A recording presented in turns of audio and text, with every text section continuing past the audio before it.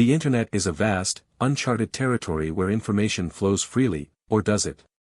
Over the years, there have been countless websites that were suddenly shut down, censored, or banned. But why? What's the dark truth hidden behind this censorship? Let's dive deep into one of the most mysterious cases of internet suppression. Before we begin, think about the websites you've visited. Have you ever wondered what's really happening behind the scenes, especially when it comes to content that's inaccessible to you? This isn't just about restricted content, it's about the control over what you can or cannot access. The moment you try to access something, you're often faced with a roadblock, a page that says, "This site is unavailable," or a notice telling you it's been banned. But the question remains, why? Why are certain corners of the internet locked away from our view? To understand why a website is banned, we need to ask one question: who benefits from silencing it? It could be governments, corporations, or even interest groups. Whatever the case may be, the goal is the same: control over the flow of information. The internet, while often viewed as an open space for free expression, is actually a battleground where information is constantly under siege.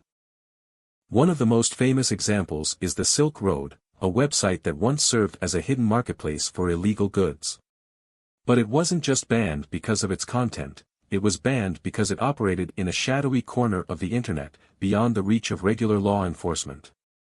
As authorities sought to maintain control, they removed access. The Silk Road was seen as a threat to traditional, controlled economies, where everything is regulated.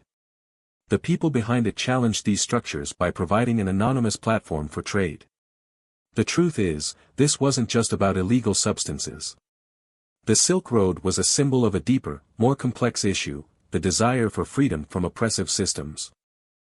But not all websites that are banned are linked to illegal activities.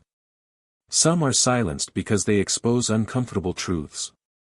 These could be alternative news platforms or whistleblower websites that challenge the status quo. When information threatens the powers that be, it's often swiftly hidden from the public. Take WikiLeaks, for example, a website that became notorious for leaking government secrets. Its founder, Julian Assange, was labeled a criminal by many governments for sharing information that they believed should have remained classified. Despite the controversy, WikiLeaks continues to be a source of tension between freedom of speech and national security.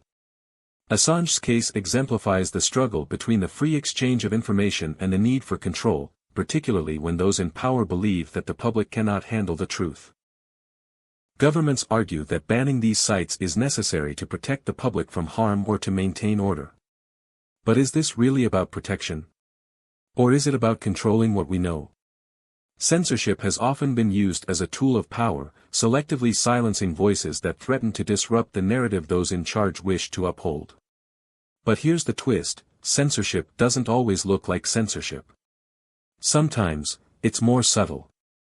Sometimes it's buried deep within algorithms, making sure that certain topics or ideas never appear in search results. This kind of suppression is harder to detect, yet it's happening all around us. We also have to consider the role of corporations. Platforms like Facebook, Google, and YouTube have been known to censor content in ways that benefit their interests, whether by removing political content, news stories, or alternative viewpoints. The question is, how much of this censorship is driven by government pressure, and how much is motivated by corporate interests? In a world where information is currency, companies wield enormous power. Social media platforms curate what we see, often shaping our opinions and understanding of the world.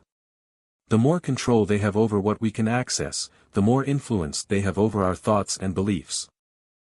It's not just about controlling what's posted. Data is power. Social media platforms track every click, every like, every share. They know what we engage with and what we ignore. This knowledge is used to create a digital profile of each individual. When a website is banned or censored, it's not only because of its content but often because its users are being monitored. A banned site may represent more than just an inconvenient idea, it could represent a movement of individuals that cannot be tracked, categorized, or controlled. The truth is, censorship exists in many forms. It can be the outright banning of a website, or it can be a subtle form of suppression, like algorithms that bury content deep in search results. The internet is meant to be a place of freedom, but in reality, it's a battleground for control. In fact, some websites are silenced not because of their illegal activities but because they foster ideas or movements that challenge the established order. The idea that information should be freely shared is often in conflict with the fact that the flow of information is tied to power. Now, let's take a look at some of the more recent cases where websites were banned without a clear reason.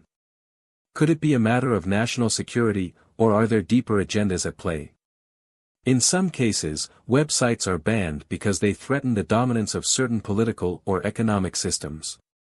But in others, the censorship seems to be entirely about silencing voices that dare to ask difficult questions. Sites that challenge historical narratives, question scientific consensus, or expose political corruption are often the first to be erased. The internet is often referred to as the Wild West, a place where information can be found with just a few clicks. But just like any untamed frontier, there are those who wish to tame it, to shape the narrative and control the flow of knowledge. Websites that don't fit within that narrative are often silenced. Whether it's the Silk Road, WikiLeaks, or even obscure political blogs, the message is clear: control the message, control the people.